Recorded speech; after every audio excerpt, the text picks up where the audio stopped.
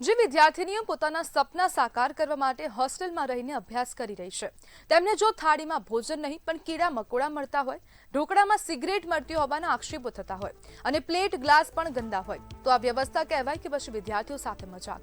ભાવનગરની સમરસ હોસ્ટેલની વિદ્યાર્થીનીઓએ ગંભીર આક્ષેપો સાથે વિરોધ કર્યો। 5 મહિનાથી ભોજનમાં જીવજંતુઓ નીકળતા હોવાનો દાવો છે, પાણીમાં લીલ જામતી હોવાની ફરિયાદ, એક વિદ્યાર્થીને ટાઇફોઇડ થયો હોવાનો પણ આક્ષેપ સામે આવ્યો। સવાલ એ છે કે આ બધું 5 મહિના સુધી ચાલતું રહ્યું તો તંત્ર ક્યાં હતું? ઇન્સ્પેક્શન આવે ત્યારે સફાઈ થઈ જાય અને બાકીના દિવસોમાં વિદ્યાર્થીઓએ ગંદકી સહન કરવી પડે તો પછી આ વ્યવસ્થા શું છે? સુરક્ષાની ફરિયાદ કરનારાઓને એડમિશન કેન્સલ કરવાની ધમકી આપવાનો આક્ષેપ પણ છે।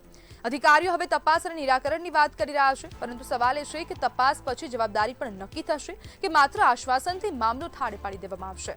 વિદ્યાર્થીઓ ભણવા આવે છે અપમાન અને સ્વચ્છતા સહન કરવા માટે નહીં, અને તેને જ લઈને હવે તંત્રે ધ્યાન આપવું પડશે, કારણ કે સમરસ હોસ્ટેલો તંત્રની અંદર આવે છે। તંત્ર શું કરી રહ્યું છે તે પણ એક સવાલ અહીંયા ઉભો થઈ ગયો છે। આપણી સાથે ભાવનગર એબીવીપીના પ્રમુખ ધર્મરાજસિંહ જોડાઈ ગયા છે। ધર્મરાજભાઈ, વિદ્યાર્થીઓની ફરિયાદને તમે કેવી રીતના જોઈ રહ્યા છો?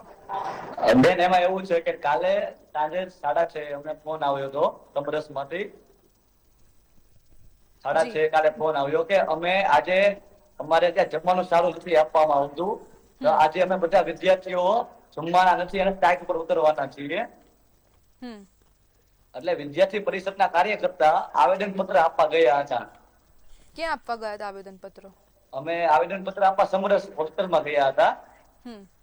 કોને આપ્યું આવેદન પત્ર? આવેદન પત્ર અમે ત્યાં આગળ જ્યાં એના જે પાયલબા છે એના જે અધિકારી વોર્ડન તેમને આવેદન પત્ર આપવા ગયા હતા। એમને શું કહ્યું, શું જવાબ મળ્યો ત્યાંથી? પાયલબાનું કહેવું એવું છે કે અમને કઈ ફરિયાદ મળી જ નથી, પણ વિદ્યાર્થીઓનું કહેવું એવું હતું કે 6 મહિનાથી વિદ્યાર્થીઓ પાયલબા પાસે આવતા હતા લેખિતમાં રજૂઆત કરવા માટે, પણ પાયલબાએ એક પણ વાર એનું સાંભળવામાં નથી આવ્યું અને પાયલબા દ્વારા વ્યક્તિગત ટાર્ગેટ કરવામાં આવતા વિદ્યાર્થીઓને। કેવી રીતના ટાર્ગેટ કરાઈ રહ્યા હતા? વિદ્યાર્થી ટાર્ગેટ એ રીતના કરતા હતા કે એ લોકોના ઘરે ખોટા ફોન કરતા હતા અને પોતાના જે વિદ્યાર્થીઓ જ્યાં ભણે છે તેના ચારિત્ર ઉપર શંકા કરીને તેના વાલીને ફોન કરતા।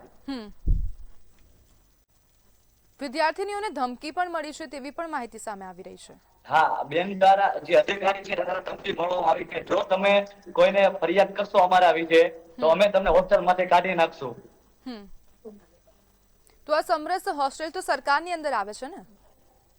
સરકાર બેન, અમે તો એમ જ કહીએ સરકાર તો બહુ સારું કામ કરે છે, પણ ત્યાંના જે અધિકારીઓ છે ને તેને પોતાના ઘરના ખીચા ભરવા માટે તે ત્યાં બેઠા હોય એવું અમને લાગી રહ્યું છે। તો આવા અધિકારીઓની સામે કાર્યવાહી કરવી જોઈએ ને? 100% કાર્યવાહી કરવી જ જોઈએ। જો કાર્યવાહી નહીં થાય તો વિદ્યાર્થી પરિષદ એના માટે 100% લડશે અને આવનારા દિવસોમાં ઉગ્રમાં ઉગ્ર રજૂઆત કરશે। 6 મહિનાથી આ વિદ્યાર્થી જે આપ કહી રહ્યા છો સંગઠન એ ક્યાં હતું? 6 મહિનાથી એમાં બેન એવું હતું કે કોઈ વિદ્યાર્થી બોલી નતા શકતા, કારણ કે એને વ્યક્તિગત ટાર્ગેટ કરવામાં આવતો હતો।